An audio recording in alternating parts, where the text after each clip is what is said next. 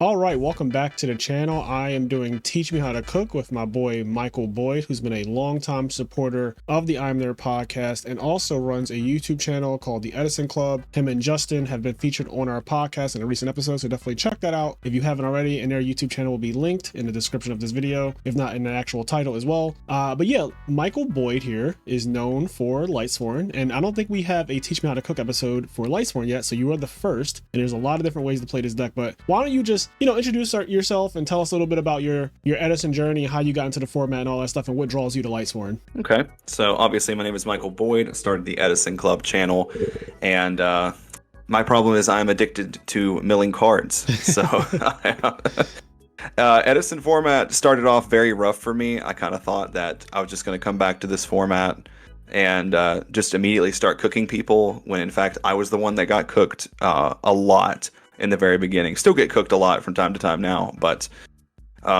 just like the Edison journey has really been a lot of ups and downs. Like a lot of my first events, I would go 0-5, and then eventually it's just like from every tournament, like one grain of sand, another grain of sand. You look over one day and you just have like a whole sand castle. Mm-hmm. So over time, you learn things like, don't let me attack into gores unless I have an out for the gores. Don't let me drop JD, into multiple back row with no protection, stuff like that. And I've always been a little bit slower of a learner. It takes me longer to pick up on things than most people.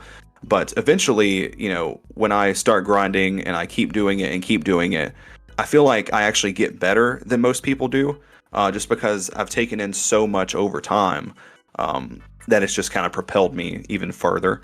But there were a lot of dark times where I thought that I was never going to get any better. It just wasn't meant to be, kind of thing. But I topped YCS Richmond back in 2023. I remember that was my first and currently only Ultimate Time Wizard top. That's inevitably going to be changed. And I went on a little bit of a hot streak from there. Obviously, locals don't really count for a lot, but I do have. Our locals is pretty crazy. We have a ton of really good players. So from there, I kind of just won a lot of Nintendo Switches, which is basically the equivalent of winning a main event YCS, if I'm being honest. That's the same pricing. Then from there, we had like this 5K cash tournament that year in December. Yep. I think I got third at that with Lightsworn as well. Very nice. So just little by little, climbing up the ladder. Yeah, I respect you a lot. We definitely have a bit of a history, because I used to travel down to North Carolina from Philadelphia, where I live, to play in the big boy gaming events, which is where I first met you, I believe. I came down with my posse, and there was that 2K that Ryan won, and I believe you also topped that one. It was like you, Yi Chang, me, Vinny, Ryan, a bunch of people who like all were at that event. And from there, I just kept seeing you, and next thing I know, I was seeing you next to me in a picture for top 8 at a YCS, and I was like, damn, this guy is like coming a long way. Like, look at him, he's over here. Like, I went from not even know who he was to now literally thinking, all right, tomorrow I might have to play this person, So I definitely respect the grind. You're like the Rock Lee of Yu-Gi-Oh, where you just keep at it, and you've been working on this deck for a while. You've changed it so many times. I know that you've played Lightsworn, you've played Lightsworn, you've played all different types of tech and builds. This build, even right here, I've never seen before. You're playing 3 Janes and double Cyber Dragon in the main deck. So this is like a bit different to me. What makes you want to have the deck like this in 2025? So it's really interesting. Like these ratios, triple Jane, 1 Raikou. If this was like 3 or 4 years ago, people would have said you were insane. Yeah. Because like this ratio is completely inverted from what people were playing back then. Yeah. And basically just the reason is I feel like Raikou stonks are just really down right now. I don't like to set anything face down. I feel very vulnerable. Yep. And it's not really like, it's not like in Vayu Turbo where I can go set Raikou, set Deep Prison, and kind of prevent them from running over it with something stupid like a Vayu or a Treeborn Frog or Card Troop or whatever. And you don't even have traps to prevent them from getting over it in other ways, like stuff like Caius, or just going into Brionic and just bouncing it, and now Raikou never does anything. Dark End Dragon. When we were testing for Orlando, I kept track with how many Raikou resolutions to pop a card that I had. And out of 15 matches, Raikou popped a card 3 times. So that was when I was like, yeah, I'm not going to play triple Raikou anymore. It's just too slow. Yeah. And I think that Dimitri was actually the first person to play triple Jane. It's a very good normal summon. It attacks over all the other normal summons in the format. But it's very important, I think, right now because it's the only normal summon that can get you closer to a Celestia conversion without any other cards just because of its stat line. Like, it feels really bad whenever you have Lila and they can just attack over your Lila.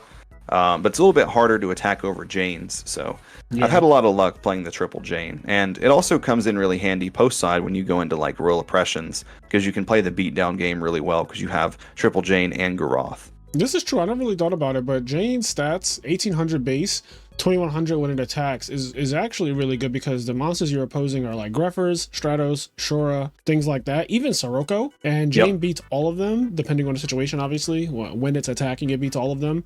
So that's a good point. It puts pressure on the opponent. It also forces Blackwings to drop Kalut. And if you have Honest, that could just be game right there. Yeah, Since Honest absolutely always beats Kalut, like in 99% of situations. Yeah, and like you have no idea the amount of times I've attacked somebody's like alias with this in attack deck. They flip Light Mirror, and I'm like, okay, it doesn't work. It doesn't activate. Yeah, that's another thing. The attack game is continuous, so it's just like that doesn't actually. It has to like specifically be skill drain. Yeah, that card. I haven't really seen people playing that card that much, but I like your side deck as well. 6 cards, triple Consecrated, triple Crow, no BS, just straight to the point, and then a bunch of 2-ofs, 2 Lightning Vortex, 2 Decree, 2 Oppression. So obviously everyone's side deck changes pretty much like month to month, week to week. My side deck changes all the time. How did you arrive at this current side deck? Because Lightning Vortex, I know, is like one of the cards that in this year and at the end of last year, the stocks are up. Like Lightning Vortex is one of the best cards in the format now, the side deck. And some people even main deck it. But how do you feel about your side deck right now? So I always was a big believer in double consecrated for a long time. I can't remember if I played 2 or 3 at Richmond that year, but I almost always played 2. And we had a BBG event earlier or late. Yes, let's see. I don't even remember what month it was. I think it was late last year. Yeah. And Pro Storm actually came there. And I showed him my sign. He was like, man, you have to play triple consecrated. Like, no guessing. You have to play 3. Yeah. And ever since then, I've been on 3. I play 3 in every Lightsworn variant, Christia Sworn, Pure, and Twilight. It just, if you see it and they don't have an out, you probably just win. And then the Crows are for like the Forks deck, Vayu Turbo, Gigaplant, the Mirror Match, everything like that. Like the Forks deck is really scary. Because you don't have a lot of defense. And sometimes like if you mess up and you mill a wolf in the end phase and put it in attack mode, you can just die immediately. And sometimes you die even if you put it in defense because of like Armory with Flamvell or Aquiza's guy. Yeah. So you have to be really careful. That's where Arcus comes in too, because like he prevents them from using Armory Arm on you. So he's very good there. And then Gores, I always like to have Gores going second. Triple Beckoning. Sometimes if you draw multiples when you go second, it can be really dead. So sometimes I'll swap one of those out. And then Trunade is an interesting card. I don't see a lot of Lightsworn players use for the reason I feel like I play it. And that's because against decks like Blackwings and Heroes, even sometimes Gladbeast, they'll side deck in Light Mirror. Blackwings especially, they'll have Light Mirror plus Skill Drain, and Cold Wave just doesn't really do anything against those cards. So I've always liked to have Trunade to be able to swap out Cold Wave against those decks post side. And having the additional sweeper for GBs isn't bad either, because Decree doesn't really ever land against that deck. And then Lightning Vortex, like you talked about previously, this deck just needs ways to like be able to clear Absolute Zero, Vanity's Fiend, the occasional Christia in the Mirror. Sometimes Fortress can be kind of a big deal if you don't have Arcus to prevent them from popping your stuff. So, and you have a lot of good discards. Like if Wolf is in your hand, he's there like permanently. So, then My Body is a Shield. This is obviously just for going second for Blackwings. Gladiator Beast, it's a good card that also works under Trap Stun, which sometimes they do leave in against me because if they Trap Stun your Beckoning Light, you are very, very sad.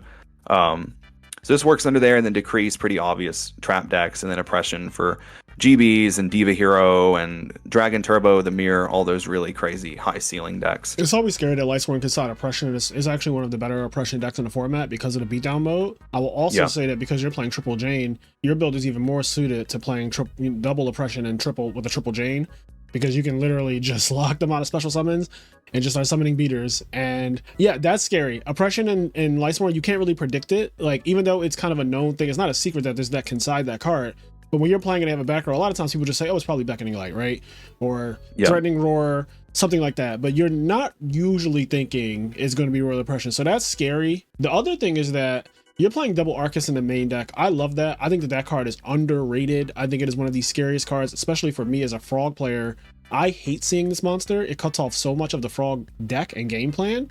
Like not being able to Caius your guys, not being able to rise them, econ, brain control. You can't Raigeki break at them. It literally cuts off so much of the deck that when I see it, I get very nervous and I just hone in on wanting to get it off the field. You playing two of it means that you'll see it more consistently. It goes from 15% in your opening hand to 28% when you play two of a card that you run in a 40 card deck. And then you also technically have solar recharges, which are draw cards that could actually make the odds of seeing Arcus a little higher, especially when you consider that Lumina can bring it back and all that stuff. So I'm a big fan of that. It also prevents things. We're dealing with a format where armoring people is becoming extremely prevalent. And it's harder to arm someone when they have Arcus on the field. So yeah, I'm a fan of that. What about the Cyber Dragons though? Like, what's going on with those? So one of the biggest problems with this deck is like going second and immediately just getting hit with bottomless, and then that's the end of the game sometimes, especially because you only play one Raikou, so you don't have a lot that you can do going second. But this guy just drops. He 1-for-1s over like Raikous. He can contact away card troopers, kill Shura, and most of the time it just ends up eating a bottomless. Which is fine, because then you still get your normal summons for your Lila or your Jane or your Luminas, Aaron, stuff like that. And then it really makes Machina have like just the worst day ever, having these in the main with triple beckoning light. So like they always just have to be afraid of it. I think that Times2 was the first person to main deck Cyber Dragons in Lightsworn, and I actually played those at the very first Ultimate Time Wizard in Raleigh a few years ago, and it was one of the best cards in the whole deck. Sometimes, oddly enough, like Cold Wave, Cyber Dragon, Plague Spreader into Black Rose comes up more than it honestly should. Yeah. But it's just a very solid card for when you don't win the dice roll. Yeah, no, I like Cyber Dragon. It makes sense because I think Machina Control is a solid top 10 deck. I know I did my video recently on the top 5 decks in Edison format, and a lot of people were asking me where's Machina Control, and I don't think Machina Control is top 5. I definitely think that Blackwing's Value, GBs, Gigavice, and Forgs are all better than Machina Control objectively.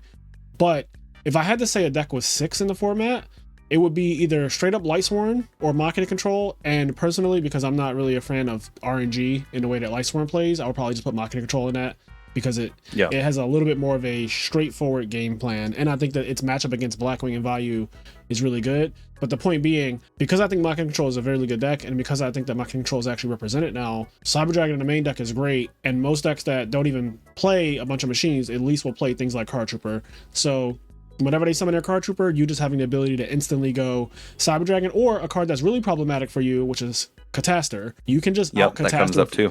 Absolutely. You can just out that thing so easily with Beckoning Light, or just raw having the Cyber Dragon in your hand already. I like it. And I also think that it speaks to how fast the format is right now. You playing Cyber Dragon is basically confirming everything that we kind of know subconsciously. Like, I've done a bunch of these teach me how to cook videos, and I've been asking people how they feel about the format now in 2025, and everyone has been speaking to the fact that it's just a faster format now. Like, Raikou is harder to play triplicate of with all these hamsters and stuff. Setting monsters does not feel as good as it used to feel, because you literally are giving your opponent turns to set up, to draw, Lone Fire with the Gigavice, with the Supervise card or whatever, or to just like literally kill you with Forgs. So yeah, I don't blame you for switching out the ratios, making your deck a little bit more face up and a little bit more aggressive going second, which is good. Solid list. But how do you feel about Christiasworn right now? Because I would think that right now is probably a great time for straight up Christiasworn, but you're playing Lightsworn. So what's that about? So I have a tendency to just bounce back and forth between all three of the variants. I don't know if it's because I just tend to get bored quickly or what it is, but something that I've noticed, because I try to keep up with like my win rate and everything with all three, is that I have the highest win rate across the board with Pure over anything. And I think that's just because even though the deck is it's less powerful because you don't have the bomb cards like Herald of Orange Light, Christia, you don't have Dad, you don't have Chaos Sorcerer, like you just have the 2 JDs and the triple Celestia, which I think kind of counts toward that. Yeah, I do too. But the deck overall functions more consistently. Like you have less dead draws, like you're not drawing Christias at bad times, you're not drawing Heralds at bad times. I have considered looking into trying to craft a build that plays Pure Lightsworn for game 1 and then side decks into Christiasworn, because for those crazy high ceiling decks like Forgs and Gigavice, there's like just no card that's better than Herald of Orange Light. Right. So that is something that I'm considering doing, trying to work into a side deck. But I've just been on Pure lately. This is actually, I picked this one because this is the variant I get the most questions about. People ask me about my thoughts on Pure all the time, more than Christia, more than Twilight.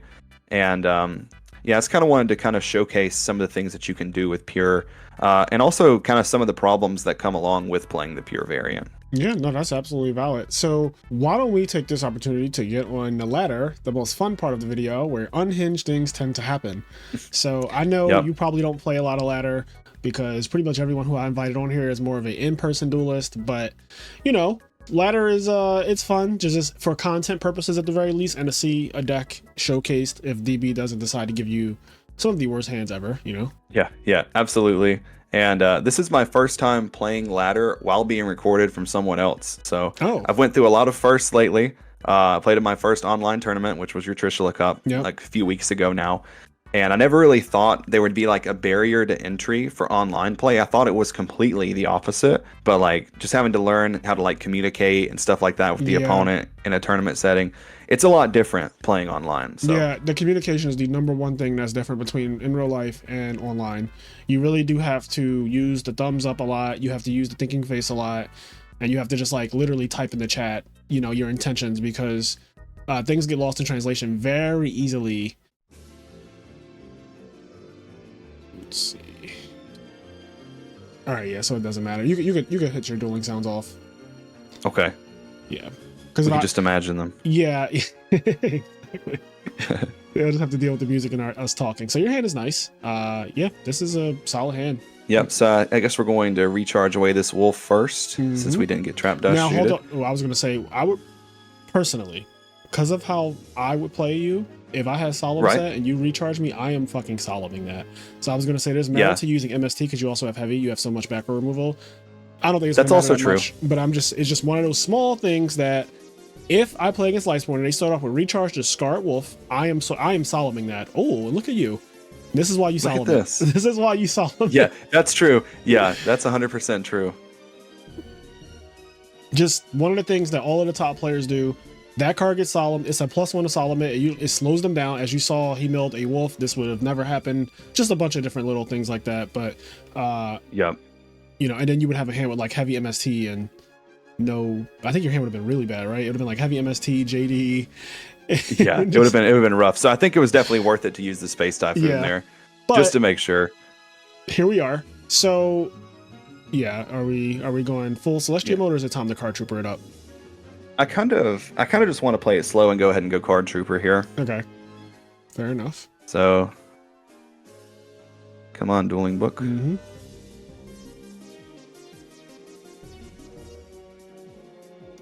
just wondering what we're playing against. All right, got 2 names. Actually, probably have 3 now because of the wolf. We have 3 names. Yeah. Yep. So that Jane represents the 4th name, which is really good. You're already off to basically 4 names in sight. We're going to attack. Yep. I mean, I guess that this is Raikou. Yeah.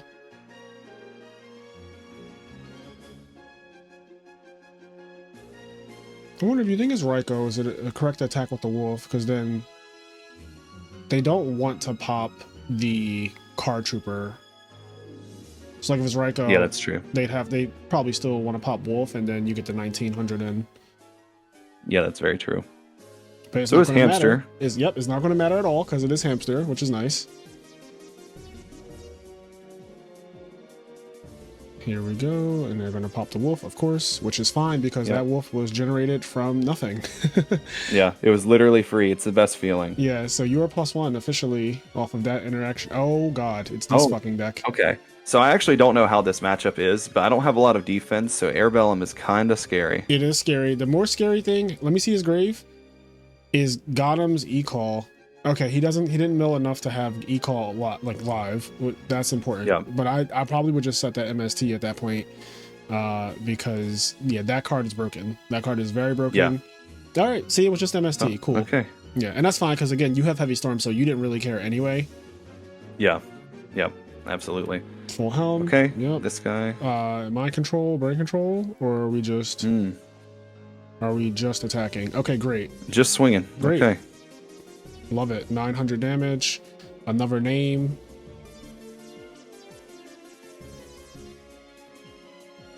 Oh, I think that was a great draw. Wow. Yeah, that's really good. I think, do you just like straight up Celestia him here, like Foolish for Wolf, and just go for it? I think so. Yeah, I think we can just... Because nothing else beats over this damn full Helm Knight, which is the annoying part, and Lila's awkward against it, so... Yeah, I think we can just go ahead and do Foolish for Wolf, immediately just summon Celestia. Yep. See where we get from there. That will be our last wolf. So unfortunately, we won't have the chance of hitting a wolf off of Celestia.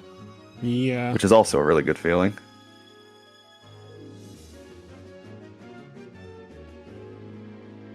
Just going to assume he doesn't main deck DD Crow or Royal Oppression. That would be crazy. Yeah, I'm going to assume the same. The only card that's really scary here is Saberhole, randomly. Like, that card is actually really fucking good here, but I think outside of that, you should be fine. Yeah. I think so. There's even... now my agita is getting me. There's even an opportunity that maybe Heavy Storm is like... I'm just thinking about what happens if it's Saberhole. It's probably not, but like if it's Saberhole, dear God, because then you tribute for Celestia, he negates the summon, and then you don't even have 4 names, and then you I'm almost thinking about...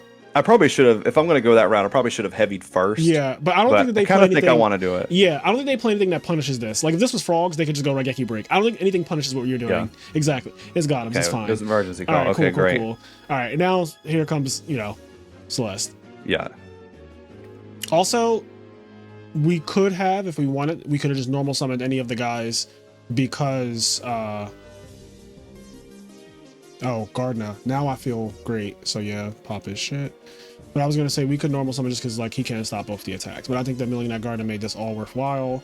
You still only have 3 names? I think I'm only on 3. Celestial, Wolf, and Arcus. Yeah, which is fine though. I think you're good now because you have the Lila and stuff. You're in your control. Yeah. And the Gardner just makes me feel like super safe. I do love it when I go to battle and they just immediately take the damage before I attack. Yep. Same. Because I'm just like, okay, great. That is a dueling book thing where people just start taking life away, even though you haven't actually attacked with all your monsters. I love it when you have multiple and they take all of it. Like you didn't even take all of everybody. It. Yeah. Yeah. And sometimes I'm like, I wasn't even going to attack. Yeah, for sure. Sets 1. This matchup is becoming more popular though. People like X-Sabers. Yeah, deck is very fun. I played it for a little while when I first started playing, but it wasn't really solved as it is now. Yeah. All right. So no torrential, no mirror force yet. Yep. I feel like running out of Lila is just correct. You have so many normal summons in your hand. Yeah, I think so too. It'll also be the 4th name. If it is torrential, it's just your 4th name. Yeah. Also, I'm not sure if X-Sabers even run Torrential Tribute. Like, I don't know if that's a card that they play. So, I have to look at a list. Yeah, I just feel like it's kind of counterintuitive to their game plan. Their game plan is to get 2 guys on the field. So, just like my thoughts on it. Maybe Book of Moon here? Yeah. Nope, just a Deep Prison. Okay, so that was a good one. That was really good. Yeah, we're cooking. Yes. And we have Gardner to stop full Helm Knight from beating over Lila, which is extremely important. Yeah. Very good there. Okay. So far, so good. So far, so good. The only exposure now, I'm always thinking about every scenario, of course. So Mind Control, Brain Control gives them an Arcanite Magician, but that isn't even bad, again, because you have a second Lila and a JD follow-up if they do anything like that. Yeah. Yeah. Yeah, we could very easily win on the next turn if they don't set like a lot of traps, which I don't think that they're going to. Yeah. Okay, here's the Mind Control. Not for the Lila. Interesting. So this gives them the ability to make an 8-star Synchro, though, which is Stardust, and that is annoying. Yeah, very annoying. You didn't mill Plague, right? No, we just have Gardner. Okay. I don't think I want to stop this. I don't think so either. I don't think that stopping it actually does anything, so... The only punish is if I randomly draw a Plague Spreader the next turn. Yeah, but I think even if you draw a Plague Spreader, you can just, like, set the Plague Spreader and then on the following turn use it. Okay. This is interesting. So your grave is... what exactly? So nothing that really deals with Stardust. Interesting. No Honest, no anything. No. Starting to see some of the issues with Pure, maybe. No, I don't think it's that. I think that Stardust is just a problem for all of these. It's just a good card. Yeah, it's just exactly. Especially when they have It's 2 back row. So yeah, this is tough. I'm not really sure what the play is here. I'm gonna be honest. Like, we know they play D Prison. That means they definitely play Mirror Force, and probably everyone plays Mirror Force. So, yep. But if they do use specifically Mirror Force, the JD is back for recursion at the very least. There's also a world where you can use Lila to bait out Stardust and then just like JD blow it all up. Yeah, I don't hate that. That's kind of what I was thinking. Yeah, that might be the play. You still have Gardener, so you're not like dead in the water if that happens. Yeah. This might be the play. Yeah, see what happens here.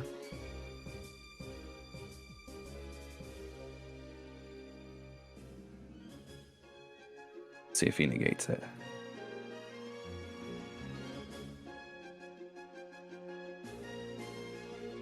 Okay, he negates.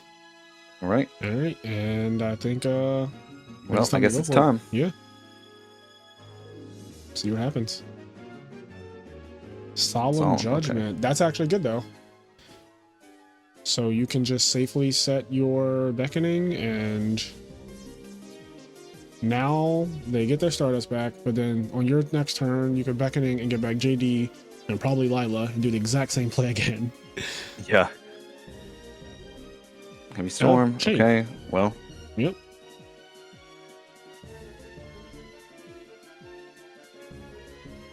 We know what we're going for here. Pod. Oh, okay. X-Saber's playing Pod. Okay. I didn't even realize. Does this deck normally play this card? I think they play one of it. I've seen a list that played one of it. Especially when they play the Hamster Raikou package, because they are like a Machina control deck, or any Hamster Raikou deck, really. Yeah. So it's I'm so glad we milled that Necro Guard now. I am too, because you're at a very fragile moment. The only thing that can really fuck you over here is Cat.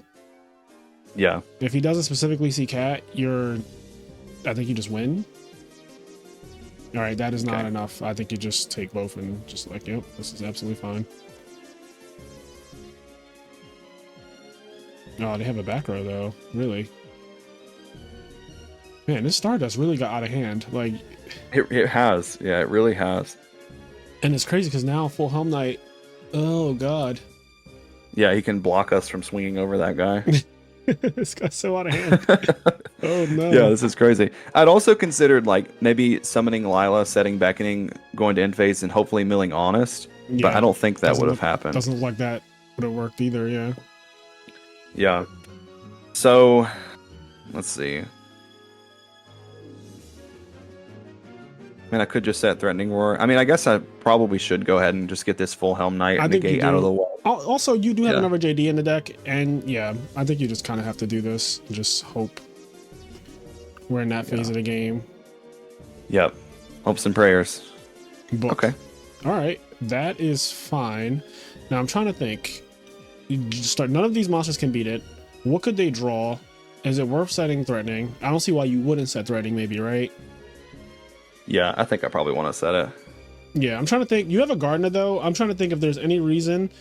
Do you play Monster Reincarnation in your deck?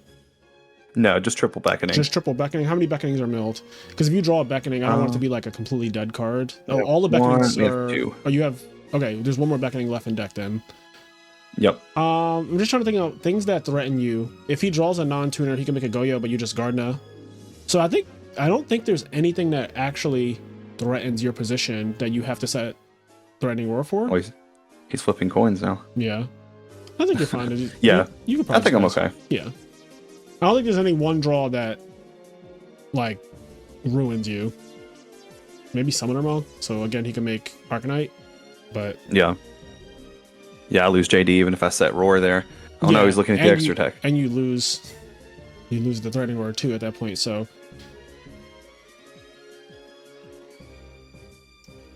Okay, This is very good.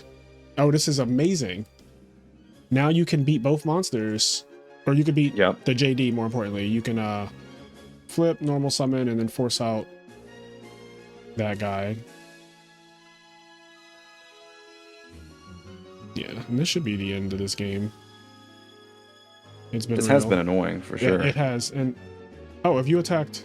the full Helm Knight, I think it was game. Oh, if I attack the full Helm Knight, it's game. Yeah. No, okay. Yeah. It happens. That was an oversight on my part. It's one of those things. So I tell people this all the time. When you're recording and you're constantly talking to another person, which is not normal Yu-Gi-Oh, because you're not normally talking to someone that is not in the game, there's a bit of a brain fog that happens. And that's why I tell people in the comments to be lenient with the guests, because it's very hard to play perfect when you have someone in your ear just saying all of this shit. Yeah. Yeah. But yes, so technically we should have won. Yeah, if you were just focused and I wasn't in your ear saying every little thing that's happening and every possible interaction and play, then like you would 100% have just been like, what are you at? Oh, 17? Yeah, you're fucking dead. Like we win anyway. But. Yes, he should have let you just kill Full Helm Knight to not die. Like when you attack with Garop, he was supposed to just say that's fine and just accept it, because if he does anything else, he dies on the spot. But whatever. All right, so this deck does play heavy traps. Yep. So you want these guys. Mm-hmm. And maybe Gores I think going Gores second. Is terrible against X-Sabers personally. They just because of Airbellum. Yeah, the way they like take your hand away and stuff, and they leave a Golems on the field. They're going to take all your cards. You're going to have a Gores against the Golems. That interaction is terrible. That's true. So you really don't, and you're siding in Decree.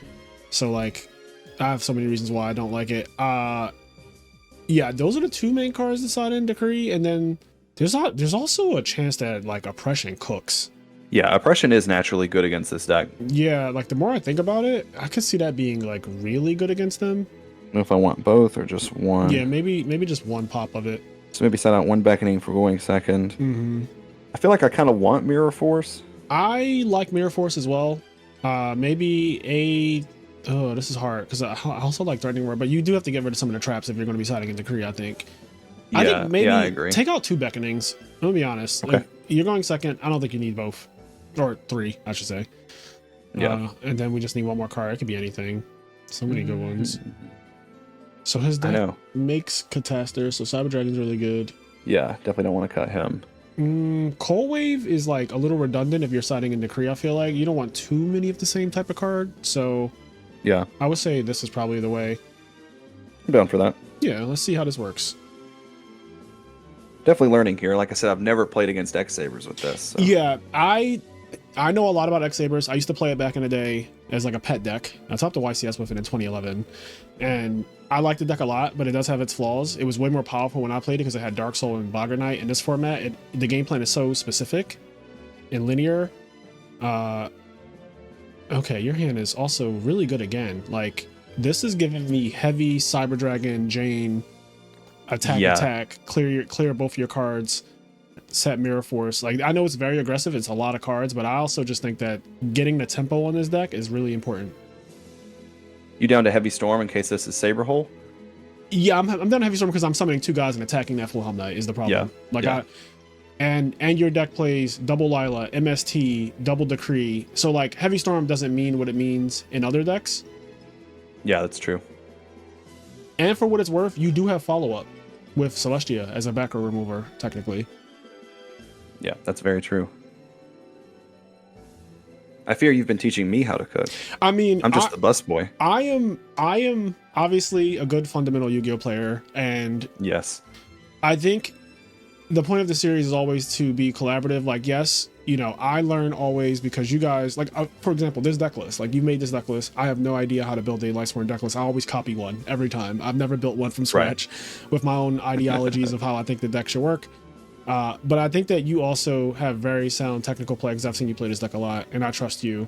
And I also will say, again, when recording, it is much easier to be the person watching and just talking than it is to be the person actually dueling, because your mind has to do... because you're entertaining as well. Exactly. It's not easy. Yep, this is the exact card I was worried about. And we accept. And so now we might have to Mirror Force this. I hope he summons another guy. Probably he won't though, but he might summon Arabellum because it gives him that fucking Stardust again. I know. All right, I think that you have to Mirror Force this. I'm not gonna lie, and the reason is because you don't want to Stardust again. Like, that shit is so toxic. Yeah, absolutely. Like, we take our -1 there. Sure, he got a brain control for 2 of our cards, but I think that now you're threatening Celestia. Yeah, I was getting a little sweaty at that Stardust game 1. I can't lie. Yeah, no, the Stardust freaked me out. See, look, now he's back to this bullshit game plan. And we used our heavy, but we drew a decree. So it's like it never even mattered. All right. Now it's like, do I want to... Oh, I guess I'm just going to Celestia this guy, right? It's not even a question. Yeah. I'm trying to mill wolves. I'm trying to blow him out. I'm trying to get 2-0 and a handshake. He's your round 1 opponent at a YCS. You know, good games, my guy. Good luck in the rest. You know, all of those nice things. I'm trying to GG no re. Yeah, we didn't get lucky and mill anything good, actually. We didn't mill anything good. So we're still in a very fragile position where like mind control, like last game, is a problem. Cat into Cataster is really good. Yeah, Celestia and Cyber Dragon being level 5s are randomly kind of scary because of that. Yeah. Brain control, mind control, just make Stardust. All right, let's put that Arcus out, right? Yep, I think so. That way, in case it's Raikou. Yeah. He has to pop Decree, which he doesn't have back row, so Decree is kind of rotting anyway. Yeah. Now it's just a question. Who to attack with? Yeah, because he was on Hamster as well. Yeah, I think to play it safe, I think you just attack with the Celestia. Could be Ember's Blade too. Oh, it's this thing. Oh, just that guy. It's just nothing. Oh, so he's down like really, really bad actually. And now you don't have to worry about mind control anymore, so that's solid. Yeah, exactly. Wolf, come on, Wolf. Nope, nothing. No. I also have people that try to crow me on Wolf there, and I'm like, you can't. Oh yeah, you literally can't. All right, they also can't avarice back their own Raikous. Decree is happening on the end phase here at this point. Yep, without question. Okay, so he will beat over your guy. Oh yeah, your summon's good, my guy. And you have to attack because your back's against the wall. Yeah, he has to attack. Yep. He's not in a position where attacking...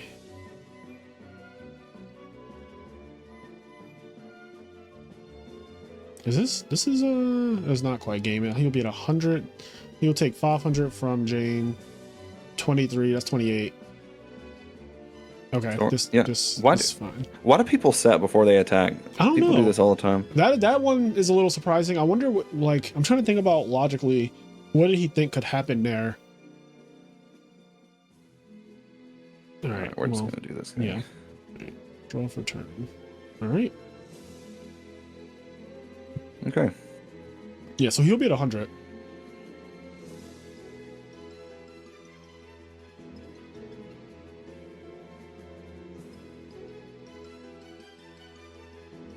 Definitely took too much. Oh. Yeah, he did. Oh.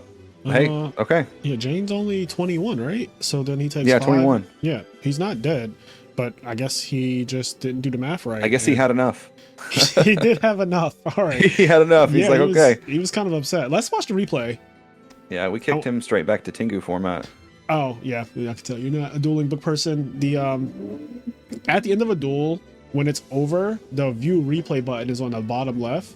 But obviously you can access it from here too. The only problem is sometimes, and this is not your opponent that you just played, your replay's not here yet because it's too soon, so you have to go back. Oh, I see. Yeah, this is one of those annoying things. This is why.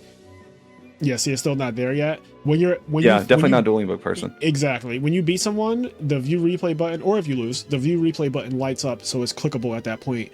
And now you just have to wait a few seconds. It's not a big deal, but it's just one of those things that, like, the more you know for people watching who might not know. See, look, it's still not there. Let me actually try refreshing. Let's see if that helps. Yeah, maybe that'll do something. See what I mean? Like, there's so many things. I don't even know how to navigate the website. No, I think that the menu should be alphabetized. There he is. Chopper 1. All right. So you want to look at both hands? Yeah, show both and fast forward is perfect. So you got it right. All right. So he opens up. Okay, he had a lot more traps. Yep, the wolf comes down.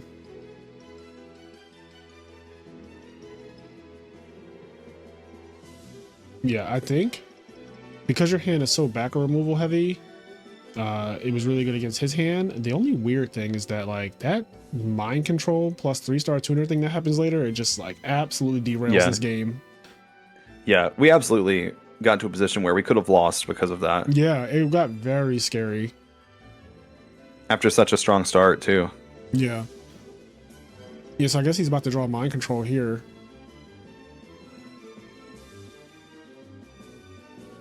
Yep, there it is. Yeah, that's crazy. And he just draws it, and he has Solemn Judgment Stardust. Solemn Judgment Stardust is like godly against Lightsworn, obviously.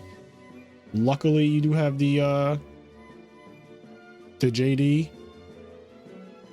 and Beckoning. And then he rips Pot of Avarice. So basically, he just started top decking like a madman. Yeah, he did.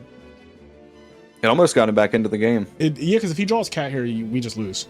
Like, yeah, he gets this JD out your hand through Gardner, and you're just still facing a Stardust at that point. Yeah. Yep. And then he basically dies here. Yeah. What would have been game? What could have been? Mm-hmm.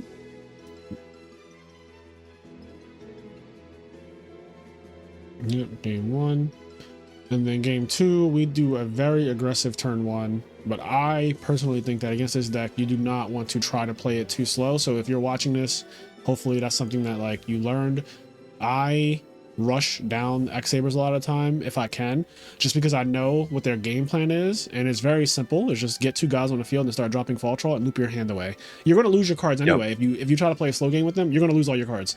So like, there's no in my opinion, just playing your cards is better than just losing them. Yeah, absolutely. Yeah, like you said, you're going to lose them anyway. Like if you try to just sit back and wait, they'll just like Gothams loop you, Arabellum you. Yeah. So you might as well just play them. Especially when you're up a game. You know, you're up a game, you're like, fuck it.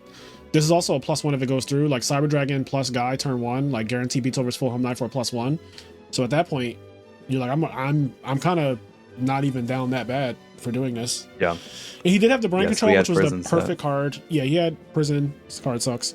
But let's get one more. Let's try one more. See if we can get a different type of opponent. Different deck, I mean. Yeah, that was fun. Milled some wolves, some JDs. Yeah, got to drop multiple Celestias, which is always fun. I love that card. I like playing 3 of it. I think that card's amazing. It's a super monarch. I love monarchs. Yeah, if you ever get to the point where you cold wave Celestia, somebody hit wolf, there's no better feeling. Oh my God. There's no better feeling. Yeah. Just like watching the life leave their eyes. And the calculator. Yeah. So good. What's the next event you're going to? I know you have a little one on the way, and congrats on that. Thank you. I appreciate that. He'll be here the week of April 21st. We're getting induced early, so it'll be sometime that week. Mm-hmm.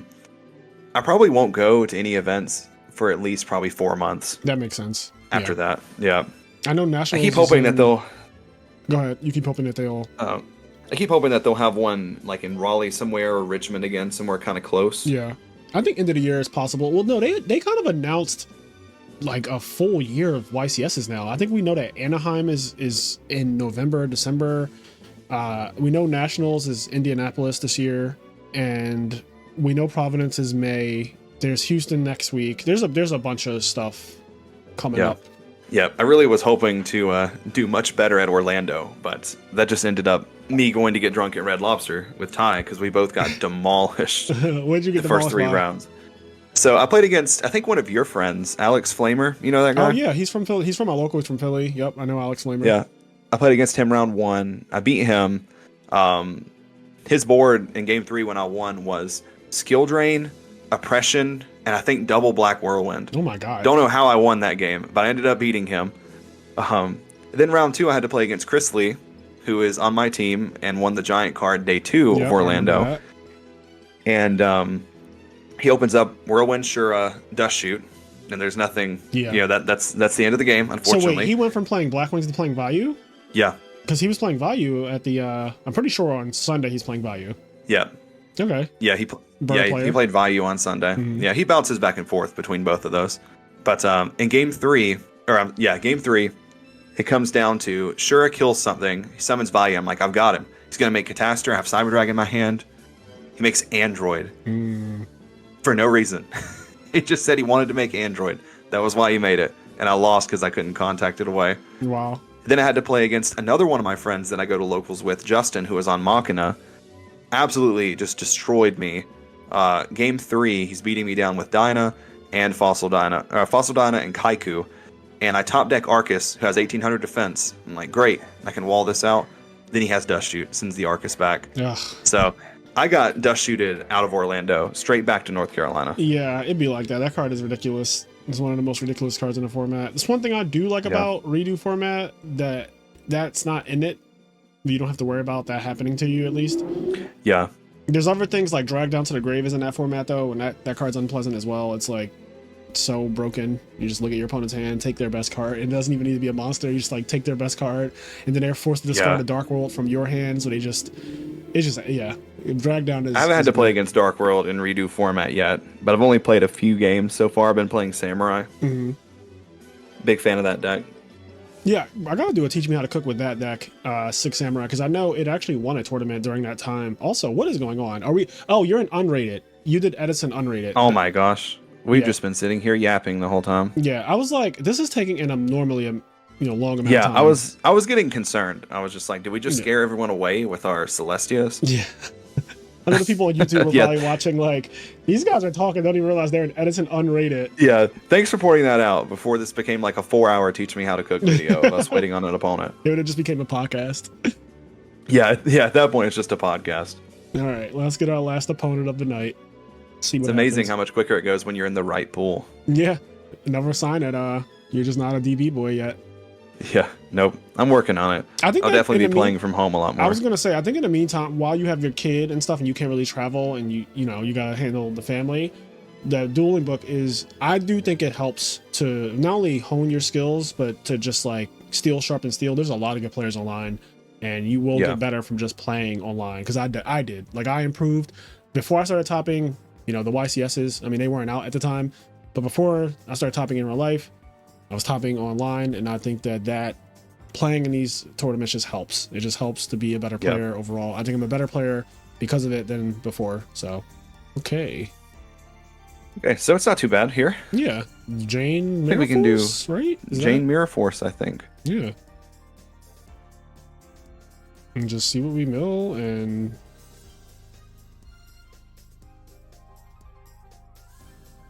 Oh. Ooh. See, you are meant for Lightsworn, and Lightsworn is meant for you because you mill 2 cards there.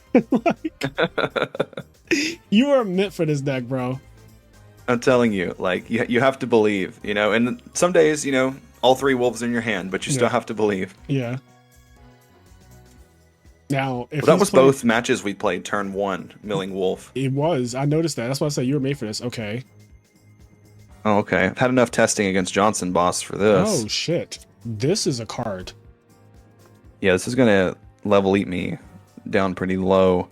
Yeah, obviously he's getting fucking mirror forced here. Yeah, no shot that's ever going through.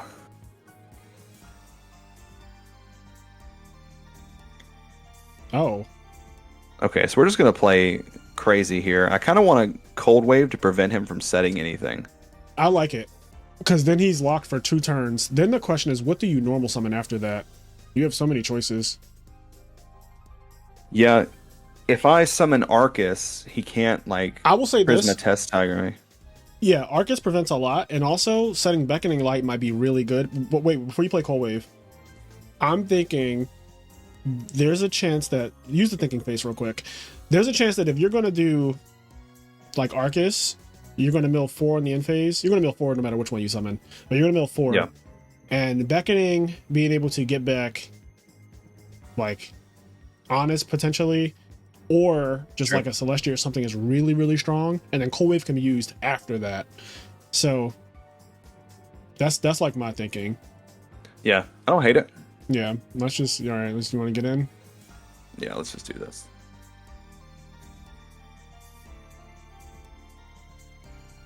So it's minus 1200. So this healed is 3000. This healed is 51. So it's minus 1200. So it's 39. He's gonna take. Yep. Doing my weird math. Yeah, it definitely changes the game up a lot. It does. That card is really, really good against your specific setup. Like if you had a Lila or a, yeah, I think we just put the Beckoning down. Yeah. Do you want Beckoning and Cold Wave down? No, I think we can risk it for the biscuit. You're gonna mill 4. I trust your deck. Come on, deck. You mill Garden. Okay, Good enough. we hit Necro Garden. Good enough. That probably Beautiful. seals it. Like he needs a I think it does. really good hand to not lose right here. Yeah, absolutely not. Absolutely not. This is the Lightsworn experience. Sometimes. Yeah, GG. Great. Look, GG. looky there. Off the mills. Yeah. Off the mills. Off those mills. Wolf and Gardner. Yes. Crazy. All right. My body is a shield. Royal oppression in. Yep. Your deck is already pre for them too. I know. You have Gorz Cyber is Dragons. terrible. Yeah, Gorz is awful.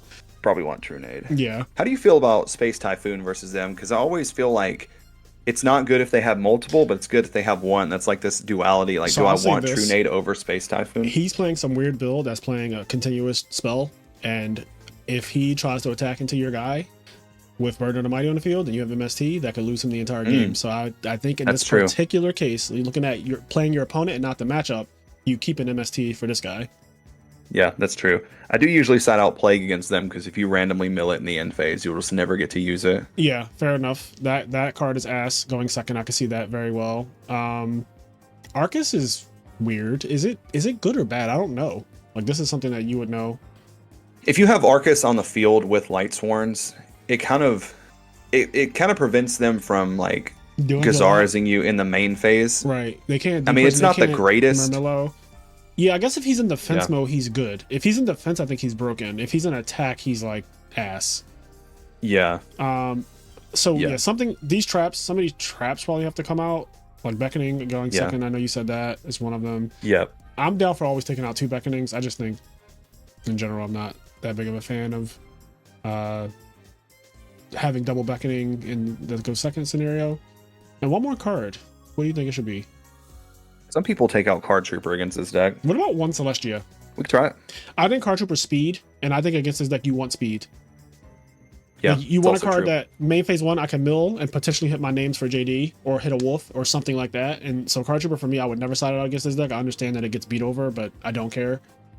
Yeah, that's true. And it gets under bottomless, kills the quarry. Yep, it does things. Your hand's pretty nice. Your hand is. You finally drew charge. I think this is the first time you've seen charge. Yeah. Set a back row. Summon Darius again. All right. Damn. Wolf, why can you be 1 card down? I know. Okay. So now we have to decide how we want to do this. Yeah. If you ever want to shortcut that interaction, because I see what you do, you go standby phase and then you kind of wait.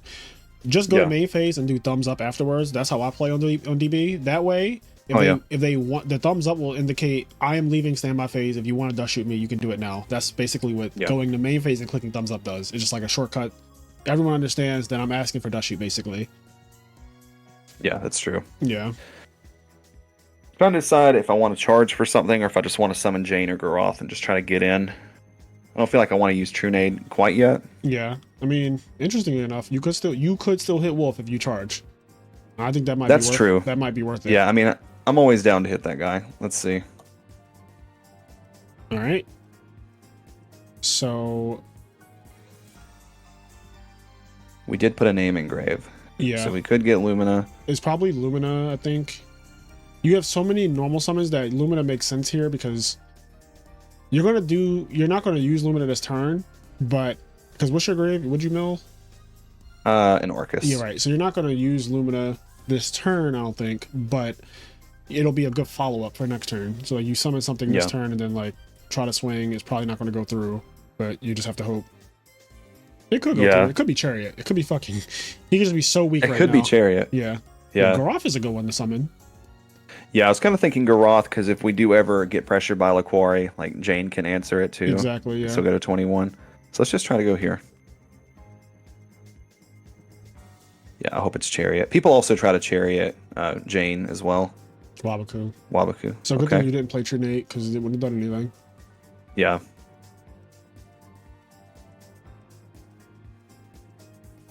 Okay.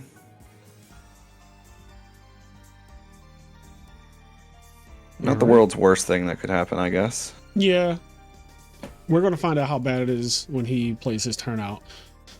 Because there's a lot that could happen now. GBs, they win games. So they win games just as fast as they lose them. Like last game he lost, like from almost no interaction at all. Basically, you just milling on the end phase killed him. And then this game, like if he'd Secutored you just now, he could have just won the game from that by itself. Yeah, it's very true. So if he just like Test Tiger, attack, you know, summon maybe even double ready Ari to banish both your guys, then your Lumina's dead, and like set some traps, and you just like, fuck. Okay. No ready Ari. Okay. He's also playing the beatdown game. Yeah, I think he just gave up on that. Story of a Gladiator Beast player, just give up. Oof. Very normal summon heavy. So what's the play here? Yeah, I got nothing. This is rough. Yeah, it is rough. Yeah, he just has Wabaku. I feel like we're in a position where we just need to just start playing cards and try to get ahead. I mean, I guess I can crash. So yeah, like you could crash, and that's just. Yeah, I'm gonna True Nade because I can't afford to get stopped by literally anything.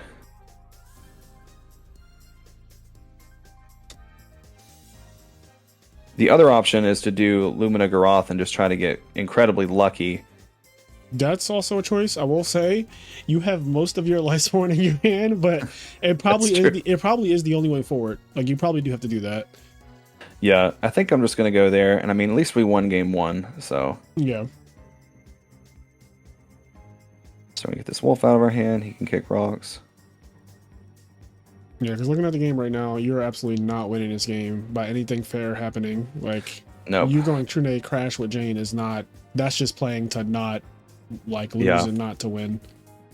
At least this can do like miraculous things. Like things can just go wrong for him right here. All right, we do hit Gardner. Yeah, something.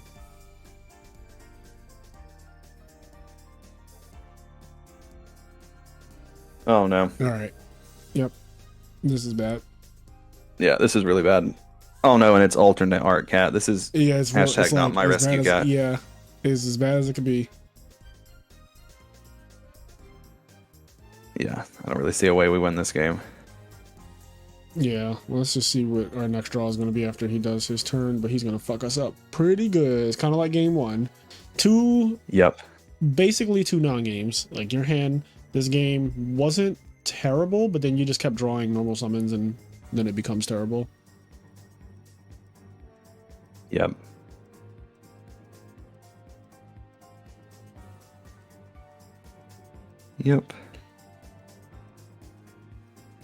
Take 250.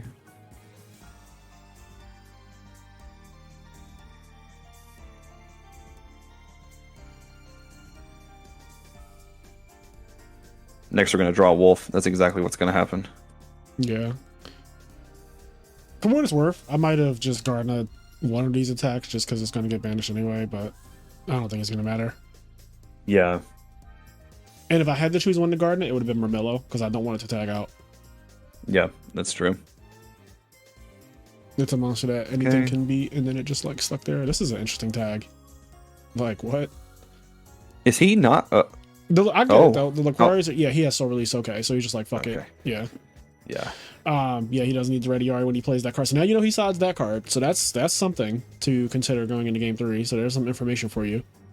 This is like the most activations of soul release against me I've ever seen happen in like one sitting. Oh, did we have it happen in the last opponent too? Did he do that too? Yeah, the X-Saber guy activated it. Oh, I couldn't even tell. Yeah, it was still game because he was down so bad. But yeah, I don't like soul release. I think that card is ass. Yeah, every time I've ever tried to play it, I've hated it. This is so bad. What he just did. This is so bad. If we draw honest. Yeah, like this is so bad. You're not dead though.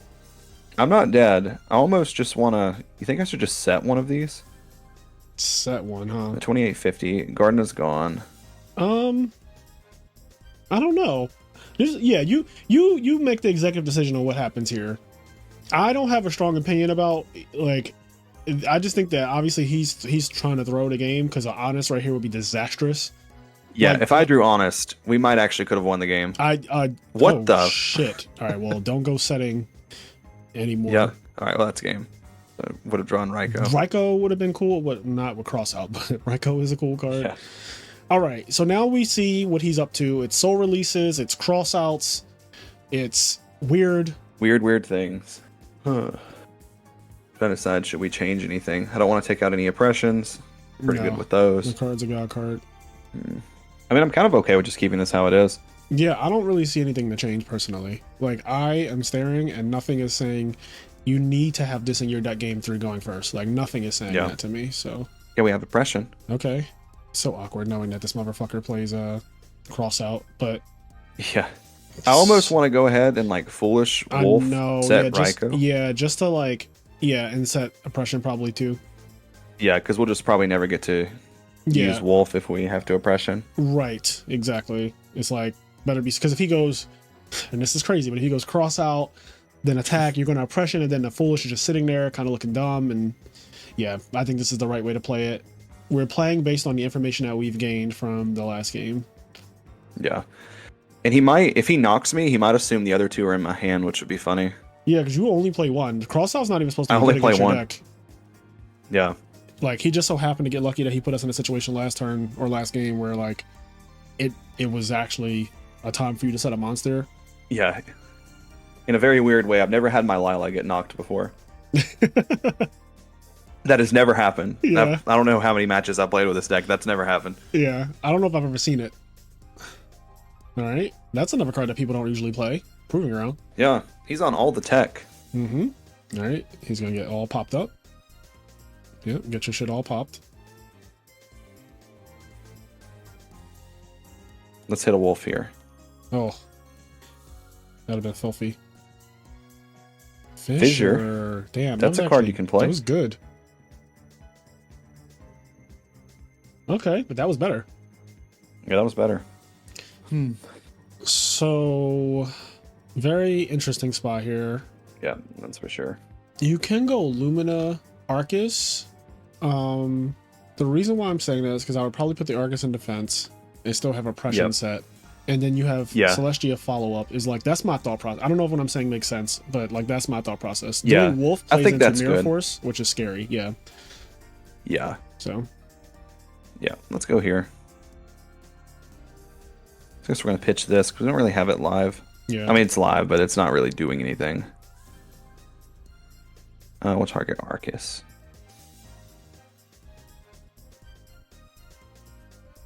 I'm giving thumbs up. This is what I needed. I needed some dueling book training to learn all of these things. I've got to play in more of your locals. Chain to target. Okay. Oh, well, book. That doesn't do anything, but okay, he wants it face down. Sure. I mean, I guess you won't mill as much, but... Oh, I wonder if he thinks it's like Zombie Master. Yeah. Because if you book Zombie Master, it doesn't summon. Yeah, she's not like that. I think he just wants 2 things. 1, for you not to mill as much, because obviously that's your game plan, to just mill with this deck. And 2, it's something that he could just attack over. While you milling any amount of cards is scary. You are the GOAT. Just build different. Build different, baby. You are just the GOAT, bro. Like, I don't know what to tell you. Every time you mill 2 is scary. Like, you milling 2 every time I mill 3, I miss. Every time I mill 2, I hit. Yeah, that is a scary talent right there. Like, I'm scared to see if you got to mill 5. Yeah. Yep, here he goes. He's going to attack.